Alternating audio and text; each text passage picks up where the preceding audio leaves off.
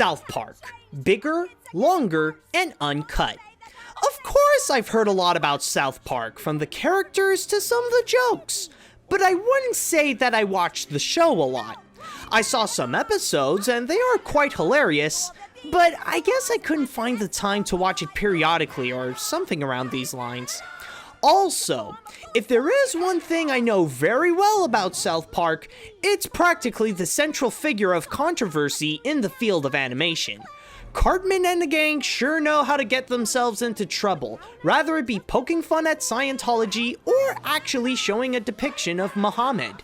But on to their theatrical debut, can they really bring up the laughs in feature-length time? Or is this something that will make you go, "Screw this movie, I'm a-going home"? Let's find out.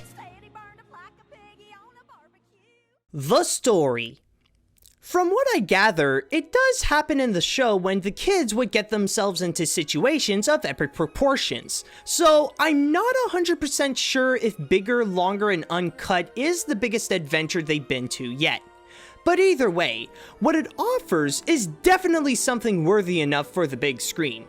It tells the story of how a rated R film with a lot of farting and swearing lead up to a big war between the US and Canada, and then all hell breaks loose.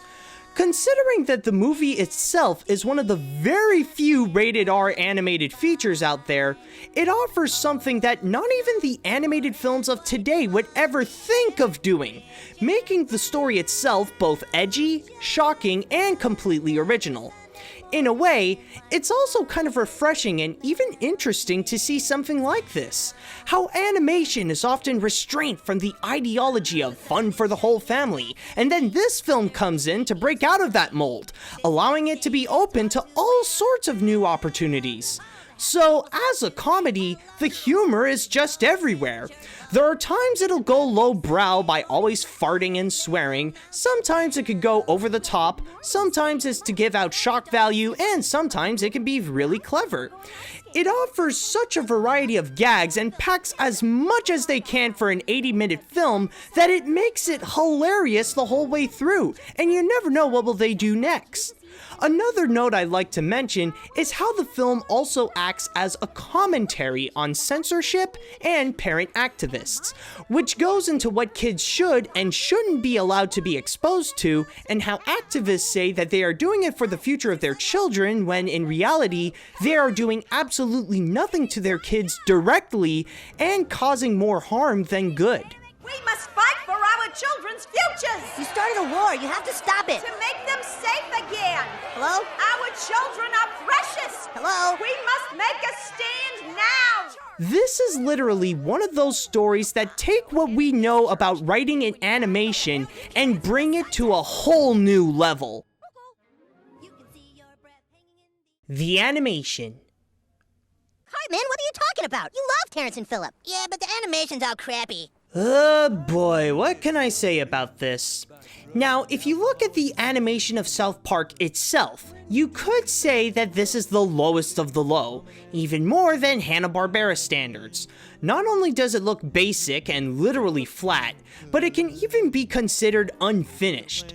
However, when it comes to this movie, it has an excuse to why it looks like this.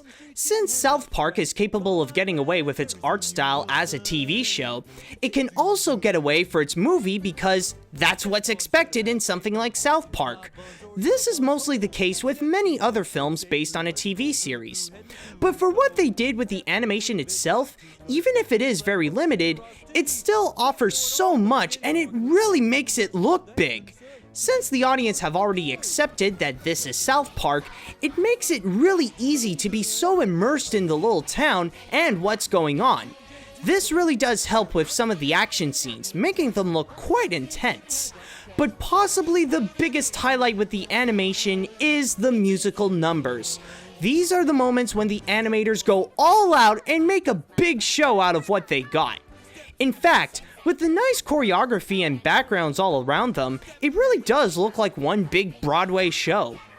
Another thing this has as a bonus is some of the scenes when Kenny goes to hell. The film suddenly incorporates crazy computer animation that really gives out this out-of-this-world feeling. It seems weird at first, but the movie manages to make it work. Yes, it definitely looks cheap, but for something like that, it's still a pretty good job. The characters. This movie decided to tackle on the crazy task of incorporating as many characters as they can.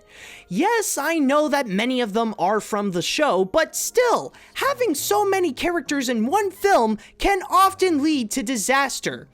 I mean, take a look at some of the Blue Sky films. They often try to incorporate so many characters at once, and the result is that many of them have no purpose to be in the film, or worse, do absolutely nothing. But what's even more insane about Bigger, Longer, and Uncut is that it somehow find a way to make it work. They bring out all these characters from the show and not only flesh them out, but also give each of them a development in that 80-minute time. This is evident with the main four kids. Cartman has to be forced not to swear, which is really difficult being the lovable douchebag he is. Stan is on a pursuit to find a way to make Wendy like him.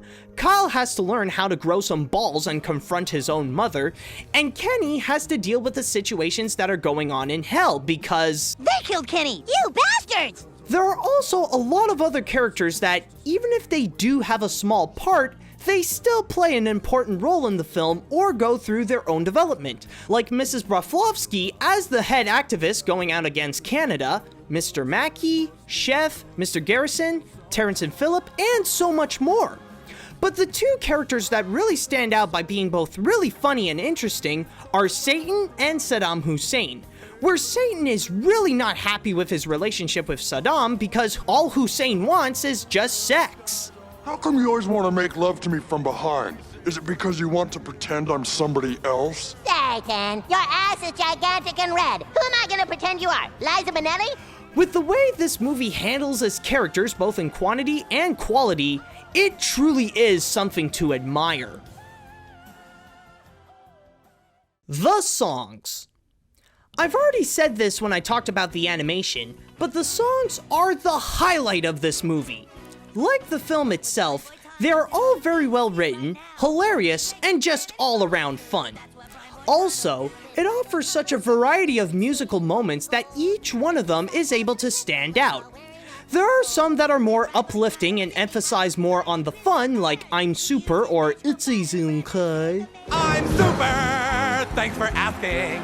All things considered, I couldn't be better, I'm a thing. Some that put more of a Broadway spin to it, like La Renaissance or Up There. Up there's so much room where babies burp and flowers bloom.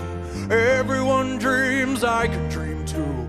And then there are some that are meant more for the humor and satire, like Blame Canada or Kyle's Mom's a Bitch. Blame Canada! Blame Canada! It seems that everything's gone wrong since Canada came along. What really makes them so grand is mostly how it contrasts how the movie looks. Where South Park looks like it's using basic animation, the songs are masterfully orchestrated and makes the movie give it more of a feeling that it's bigger than it is. But the reason why the songs work so well is how many of them are so good, even on their own. You can make someone who hasn't seen the film listen to It's Easy Okay or Up There, and chances are they will enjoy what they hear. Although that yes, a few like I Can Change would need some context from the film in order to completely understand them, it doesn't change the fact that they're so well done. Seems like Disney's not the only one that can make a highly memorable soundtrack.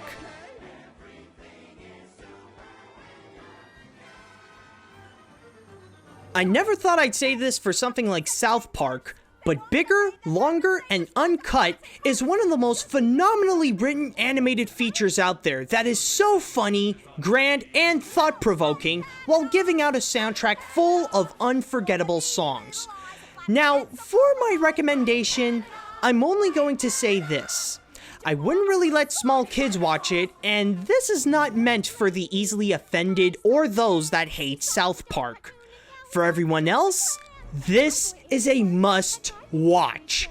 There are some people who would even go as far and say that this is one of the greatest animated films of all time, and honestly, I can understand why.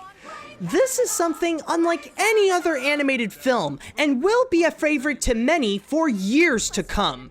And for that, it truly earns the AniMat's seal of approval.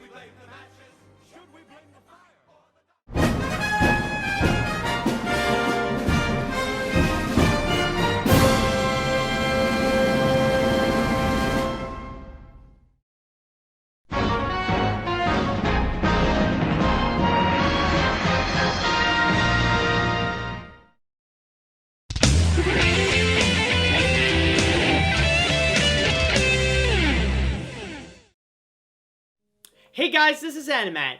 Now, I gotta say, wow, I was really amazed by South Park Bigger, Longer, and Uncut. I mean, I think like Batman Mask of the Phantasm, this could be one of, if not the greatest movie based on a cartoon. I mean, this is pretty, like I said before, this is unlike any other animated film I've ever seen, plus the fact that some people even ranked it as one of the best animated films of all times, and for something like South Park, that really is something. But anyways, now that that's over with, it's time to move on to something else. Yes, instead of the animation hat, we're actually doing something very special this time. You see, there is a guy out there by the name of Chris Estrada who actually went and he actually did something incredible, I gotta say. Like, my mind is still blown by this fact. He actually went as far, like, he did the ultimate support for me by going into my Patreon account and doing the ultimate $100 a month pledge, which allows him to immediately get a classic review he can request me to do, and I'll immediately do it for the classic review. And wow, so might as well, today we are going to skip the hat and immediately go to Chris Estrada's request. Now, I'm sure a lot of you might not like go into far lengths and be like Chris, but if you guys would like to go and support my work like Chris, but maybe not as much, or maybe you will, we'll see, then you can head on down to patreon.com/animat. Over there, you can even get many other great benefits when you get into my Patreon. This includes credits at the end of my videos, and this includes all of them, like all of my reviews and animation lookbacks. You can also get access to weekly exclusive vlogs, and also you are able to go and watch my videos ads-free.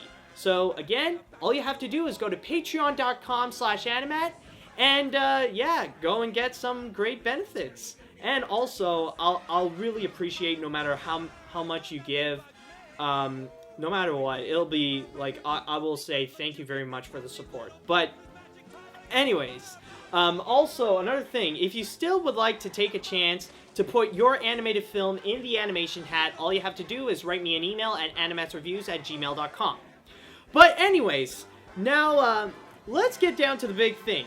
What did Chris actually suggest me to review? Well, let me tell you a little story how Chris actually went and went to do this big pledge for me. You see, I was just looking out my window and I was crying, I was feeling a little bit sad, and then suddenly one of the tears was going down, like under my cheek, and then suddenly, while it was falling down, there was the moon actually unleashed its beams into the tear, and it went down into my roof, which suddenly activated some rays that all the dolphins can suddenly talk, and they jump around into Chris's house, telling him about my Patreon account, and he went to do that pledge so he could suggest me to review this really stupid film.